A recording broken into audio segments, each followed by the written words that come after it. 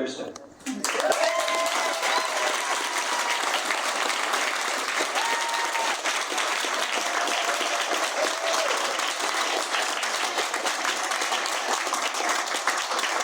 It is so freaking cool to be on stage with the next United States Senator for me.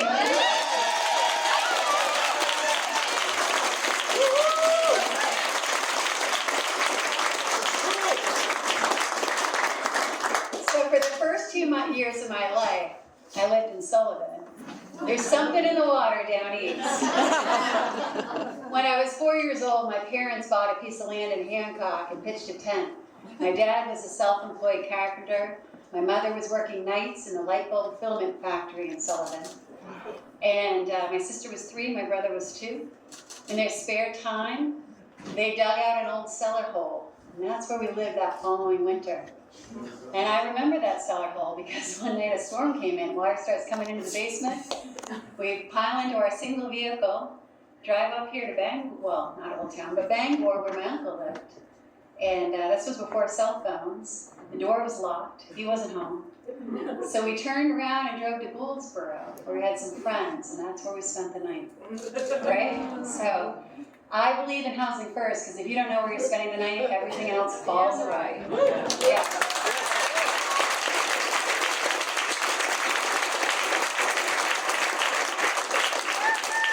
So I worked my way through high school and college. I waited tables, I worked retail, I was a Subway sandwich artist.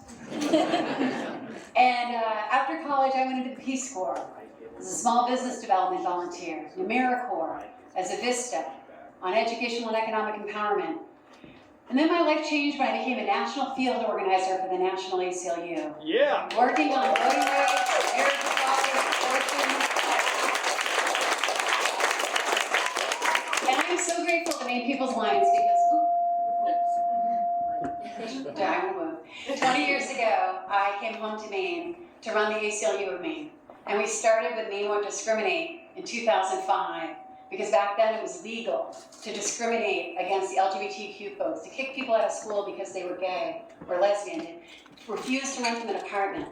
So we won that campaign, and 3 weeks later, Equality Maine and I and a couple of others got in a room and we started planning marriage equality. We worked on that.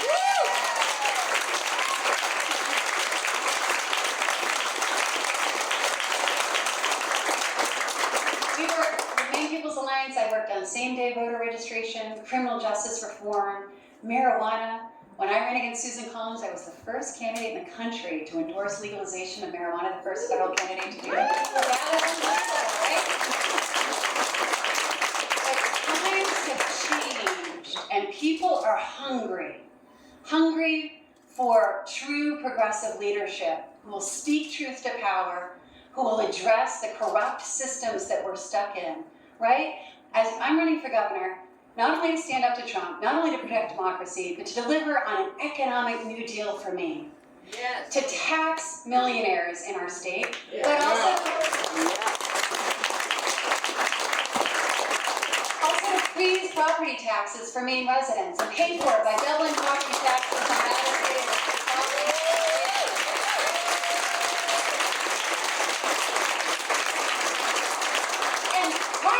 We have universal health care for all.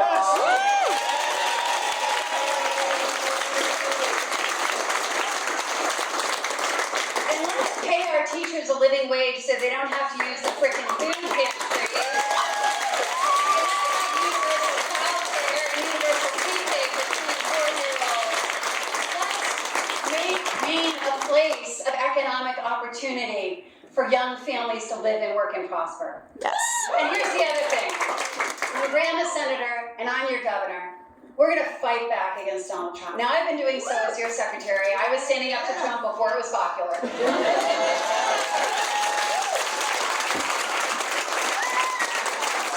I ruled he wasn't eligible for the ballot in 2024 because January 6th was an insurrection.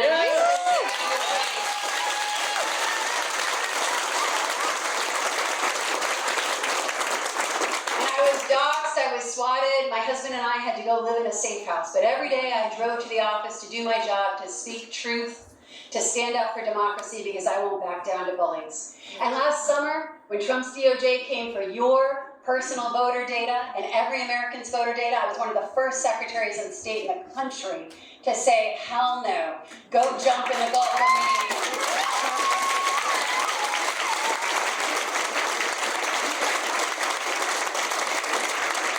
And we built a coalition, 30 states, Idaho, West Virginia, New Hampshire, that are standing up to protect our elections this year, to protect your voter data. We're fighting back in court, and we are winning.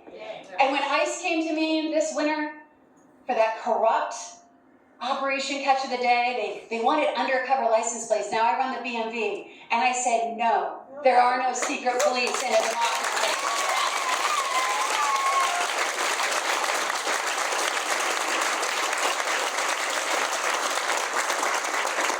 Now I'm not taking any big corporate PAC money. I'm not taking any dark money from out of state. We are grassroots funded. Yeah. We are people powered.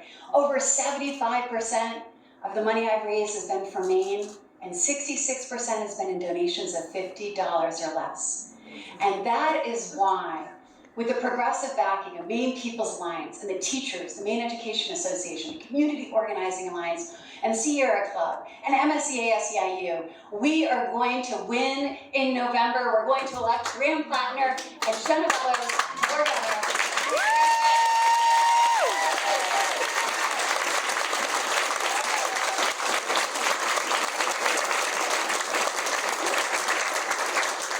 Now I'm going to speak for 1 minute about Graham and turn it over to him. So I have known Graham's family forever because we're neighbors. And I'm 51, so a little older than Graham. So when we were kids, like, I don't think I knew he existed. but I knew his parents. And Leslie and Bronson, and his stepdad Joel, his family, they're good people. And Graham, Leslie kept saying, you gotta meet my son. You gotta meet my son, he's an organizer. And so I met him. And remember a year ago when Trump first got elected? Remember what the media, what the pundits said? The pundits said, the resistance is over. Remember that? Yeah. And so my mom called me and she said, there's this guy and he's organizing these rallies in Ellsworth. And there's so many people. It's so cool. You gotta check it out. It was Graham.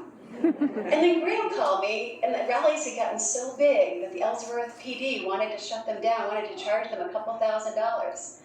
So I connected him to the ACLU. He didn't need the ACLU. And so I went to check it out for myself, and here there are hundreds and hundreds and hundreds of people in Ellsworth, Maine, standing up against the Trump administration. And it was Graham Plattner organizing the resistance in Hancock County. Thank you so much, Graham. I'm so excited to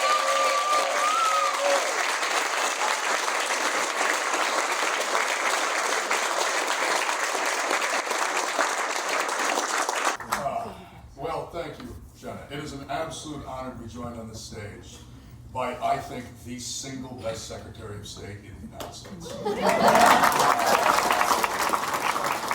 Live a life of at least basic fulfillment. You got to own your home. You got to put decent food on the table. You got to have access to health care for you and your family. You could send your kid to a decent school that wasn't that far away. Hell, I knew clammers that put their kids through college. I'm 41 years old, and in my lifetime, that kind of hard scrabble, hard work that we have taken pride in for generations, it ceased being enough. And it's not because we stopped working hard. Mainers didn't stop working hard. But we have a system now that has been built diligently over decades by establishment politicians like Susan Collins. A system that has been built specifically to make sure that that hard work, it doesn't pay off for you. Right. It pays off for them. Right. It pays off for health insurance CEOs. It pays off for private equity companies that now own your veterinary practice. It pays off for the financial institutions that have turned everything you need into a speculative financial tool, including your homes, which, by the way, got us 2008, and that didn't work very well. These outcomes that we live in, the struggles that every day Mainers go through every day, the fact that our hard work isn't enough, it isn't natural. It's not organic. This reality we live in, it didn't have to be this way. We live in the outcome of policy. That's it. And policy can be changed. But to do it, we're going to have to build power the old-fashioned way, because no one that built the system we are in, no one from that is going to come down here and save us. We're going to have to find it in each other.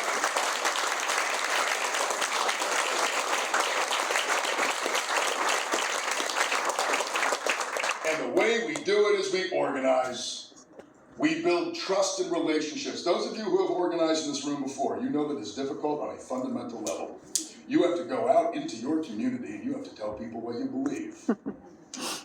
You have to have conversations with your neighbors and your friends, and you know they're going to be hard, and you got to have them anyway, because we need to find common ground again. We need to realize that our neighbors are not our enemies.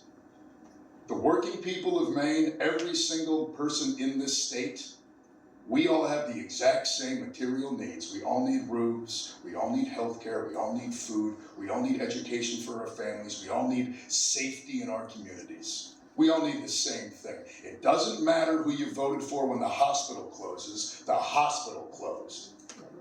And the hospitals are closing. They're closing because Susan Collins and the Republican Party cut Medicaid and Medicare just so they could fund tax cuts for billionaires and corporations. Get rid of them. Yeah. That's the plan.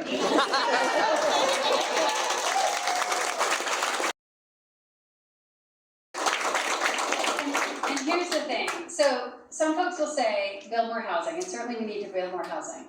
And I propose a housing corps. Let's, just like Peace Corps, AmeriCorps, let's create a program at the state level for folks to come to work as carpenters, electricians, plumbers, rehabilitate derelict housing that's in all of our communities, put people into it.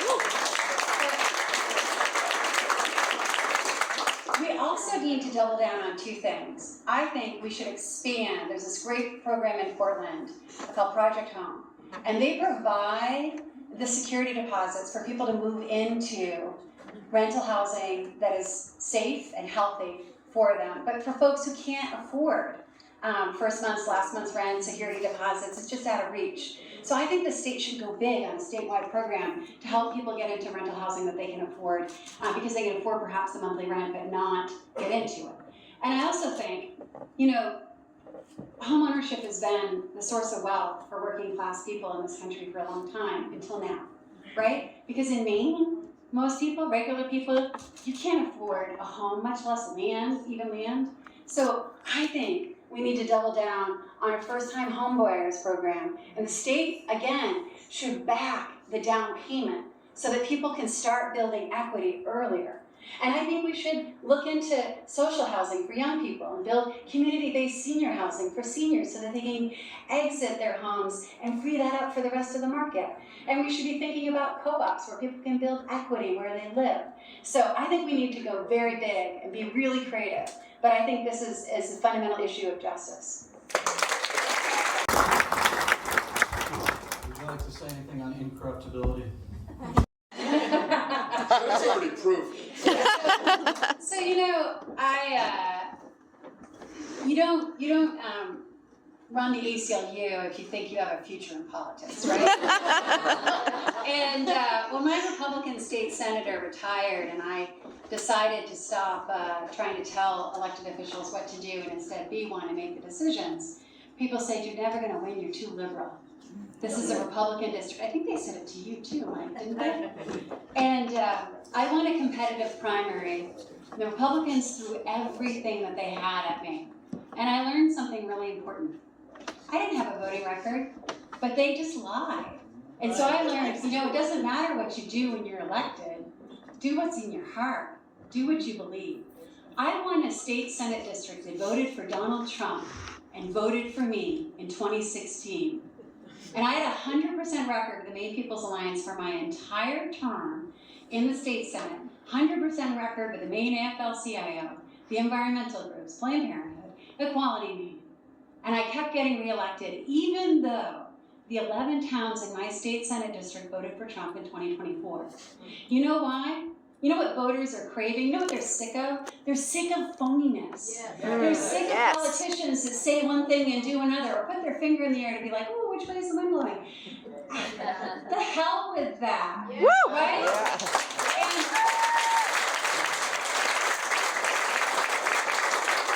so in this race, you're going to hear from doubters who are going to say, oh, Graham's too progressive.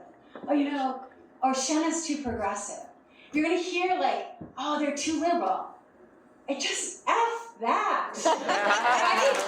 Like, the people that we grew up with who work on the water for a living or who build houses, the people that we grew up with just want someone who's going to tell it like it is, who's going to do what they say they will do. Yes. And I'm going to tell you something. I'm going to tell you a story. After I ruled that Trump wasn't eligible for the ballot, the Republicans tried to impeach me twice.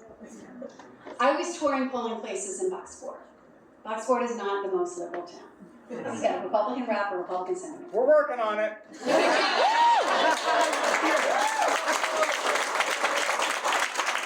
This guy comes barreling up to me. Are you Shenna Bellows? And I didn't say, nope, it's Shenna, it rhymes with Jenna. I just said, yep. He said, I hear you on the radio all the time. And I knew it wasn't NPR. I go on WVOM a lot because I think we need to talk to people where they're at. Voice of Name, Rick Tyler. I said, yeah. He said, and I kid you not, you and Donald Trump are my favorite politicians.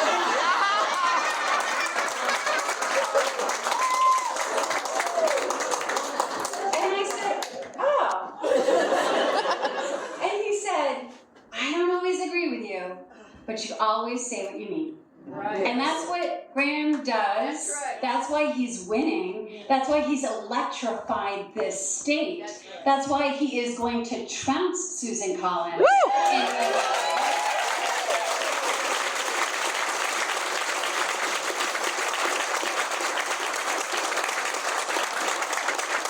And that's what I'm going to do too.